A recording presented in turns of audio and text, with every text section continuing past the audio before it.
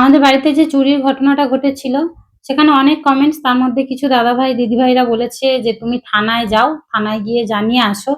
তো থানায় আমি গিয়েছিলাম, কি কি হয়েছে পরে বলবো, তার আগে তোমরা এই ভিডিওটা দেখে নাও। ভিডিওটা কিন্তু পুরো দেখবে, তারপরে আমি বলছি। আপনি কি কাজে আজকে এসেছিলেন এই থানায়? আপনার একটা ব্যাংকের বই হারিয়ে গেছে, তার জন্য জিডি করতে এসেছিলেন। মানে আপনার কাছে কি এটা ধারণা ছিল যে পুলিশের কাছে একটা জিডি করতে এলেও পয়সা দিতে হবে? না, এটা আপনাকে কে বলেছে যে মানে আপনার মনে হয়েছে তো যে মানে এখানে একটা জিডি করলেও টাকা দিতে হয়, তাই তো? মানে দিতে হয় বা কিছু দিতে হয় মনে হচ্ছে তো? আপনি আজকের পর থেকে যেখানেই যে কোনো থানায় যাবেন, জেনারেল ডায়েরি করুন বা কেস করুন, এইসব করার জন্য পুলিশকে কোনো রকম কোনো টাকা দিতে হয় না। সত্যি বলতে ভগবানের আশীর্বাদে আগে এমন কোনো সিচুয়েশন বা এমন কোনো ঘটনা ঘটেনি যে আমাদের থানায় যেতে হবে বা যেতে হতে পারে।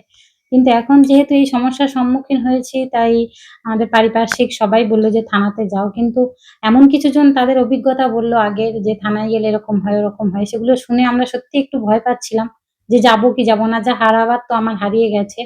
সত্যি তারপরে আমরা থানায় গেলাম, আমার দাদা, আমার বর্মশাই, এতটা সুন্দর প্রত্যেকটা পুলিশ অফিসারের ব্যবহার, তাদের কথাবার্তা, এবং যেগুলো আমরা বললাম সেগুলো পুরোটাই ওনারা মন দিয়ে শুনলো, খুবই ভালোভাবে শুনলো। এবং লিখিত আমরা একটা জিডি করে আসলাম থানায়। ওনারা আশ্বাস দিল যে এখানে এসে দেখে যাবে। সত্যি বলতে গেলে আমারও মন থেকে একটা ধারণা ছিল যে জিডি করতে গেলে একটা হয়তো টাকা দিতে হয়, সেটা যেমন ভাবেই হোক হয়তো বা দিতে হয়। এখানকার প্রত্যেকটা অফিসারের ব্যবহার খুব ভালো ছিল, এবং আমাদের সব কথা শুনে আমরা জিডিও করে এসেছি। আমি জানি না ধরা পড়বে কি পড়বে না, যা চলে গেছে সেটার মায়া করে লাভও নেই, জীবনে এগিয়ে যেতে হবে। আমাদের যেহেতু এতগুলো চ্যানেল আছে, সব চ্যানেলগুলো সামলাতে গেলে আমাদের ভিডিও বানাতে হবে। তাই তোমাদের প্রত্যেকের আশীর্বাদ, আর আরেকটা কথা, তোমরা সবাই আমাদেরকে এতটা সাপোর্ট করেছো কমেন্টস এর মাধ্যমে, তোমাদের সত্যি কৃতজ্ঞতা জানালেও অনেক কম হয়ে যায়।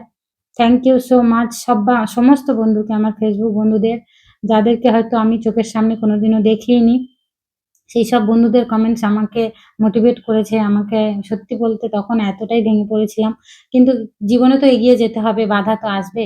তো তোমাদের এত সুন্দর সুন্দর কমেন্টস আমাকে ভীষণভাবে সাহায্য করেছে এগিয়ে যাওয়ার জন্য। আবারও আমি ভিডিও বানাবো, এগিয়ে যেতে হবে, জীবন তো থেমে যাওয়ার নয়। আর সবাইকে বলবো সতর্ক থেকো, সাবধান থেকো।